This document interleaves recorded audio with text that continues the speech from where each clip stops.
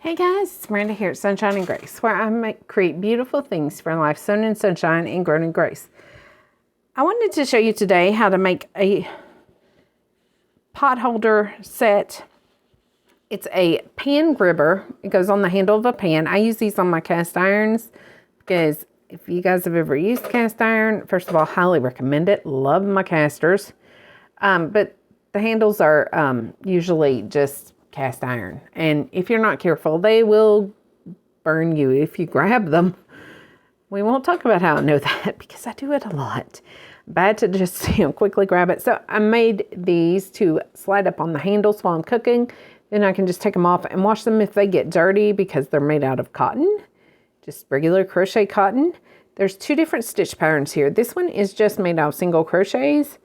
And this one is made out of a single crochet herringbone stitch combo, where one row is single crochet, the next row is the herringbone stitch. And you can see it gives a very ridgy, cool look and feel. I like this one much better than this one. This one is the beginner one that we're going to work on today.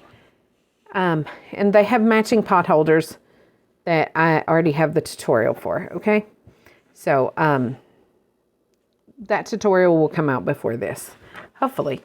Maybe not, but we're going to do the single crochet one. I'm not going to do the full thing because it's right here, but I'm going to get you started and show you how to do it.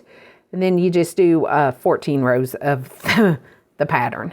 Okay, so what you're going to do for this, you're going to want to take two strands and hold them double. Like what I did was literally just took one skein of yarn, pulled both ends out and held them together. Wrap it, take it like this, grip it in your fingers so that it crosses your first two fingers. And wrap it over. Take your crochet hook. I am using a J hook, and this is worsted weight crochet cotton. Like kitchen cotton, it's often called. It's Peaches and Cream brand. You can buy it at Walmart for like a couple dollars a skein. Okay, you have a hook pulled up on your loop. You want to take your yarn behind your hook and wrap it across so that the head of your hook catches it. And then you're just going to pull that through that loop on your hook, and you still have a loop on there. Whoa. Okay, you're going to stick it through the loop you're making, because you see you've got this big loop here with the string hanging off and stuff. Make sure you keep that, because that's how you're going to make this look like that. So wrap your yarn again, pull it up and through. So that you have two loops, yarn over again, that's what that's called, and pull through. You just made a stitch on your magic thing. This is called a magic ring. And do the same thing again. Yarn over, pull it through the center of your ring, yarn over and pull through both loops. You pull through the center of the ring. Pull through. You can see it kind of gets a flow to it. That's our third stitch. Fourth stitch. We're going to do 6. So 2 more. Fifth stitch. And 6th stitch. Okay, now right now we've got this really crazy looking flop of yarn over here. So this is where the magic part comes in. You're going to take that tail, pull it so that it's not twisted, because it sometimes twists while you're crocheting around it, and just pull it gently till it starts to close up. Okay, so that it gets kind of a circle shape. Don't pull it too tight yet, because when you pull it really tight, it's hard to get this first stitch to come on. And then keeping a loop on your hook, you're going to come over and go under the first stitch. Do you see how the stitches look like kind of like V's right here? You want to go under this first one. It's kind of squished. But you're going to get the front of it. And you're going to make sure you get the back of it. Pull the yarn over, pull through, and then just pull straight through the loop on your hook. You just closed the first round. Okay? So you're going to do yarn over and pull through. That's a chain. Then you're going to insert your hook back in that same spot you just came out of. The same one that you just slip stitched into. You're going to pull up a loop and do a single crochet in there.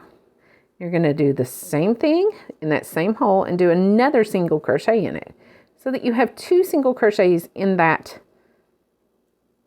hole. Okay, and you have your slip stitch where you joined the round. Then you're going to do 2 single crochets in every stitch around.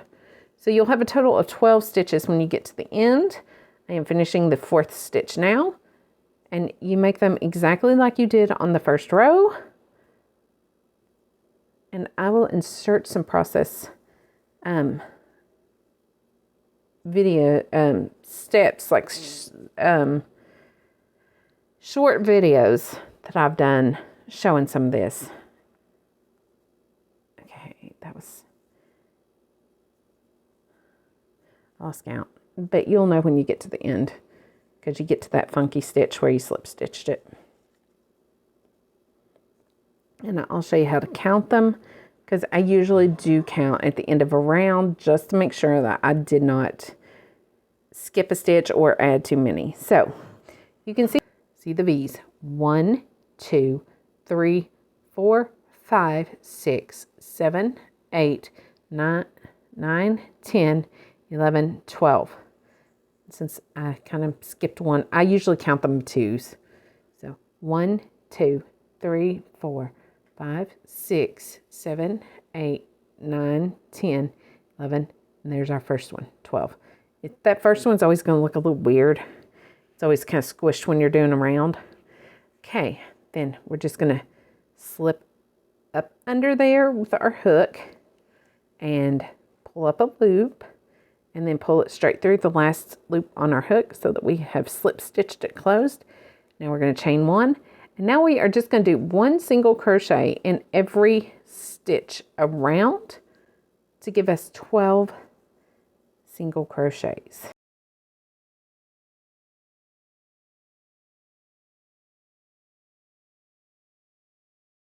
Closed. Chain 1. Now pretend that you just closed your 6th round and you're starting your 7th round. You're going to stick your needle in the same stitch, pull up a loop. Don't do anything with it. Stick it in the next stitch and pull up a loop so that you have 3 loops on your hook. Yarn over and pull through all 3. You just single crocheted 2 stitches together. Now do 4 single crochets. 1, 2, 3, 4. And now we are going to do 4 single crochets together, or 2 single crochets together on my lands. So you insert your hook under into the next stitch, pull up a loop. Don't do anything with it.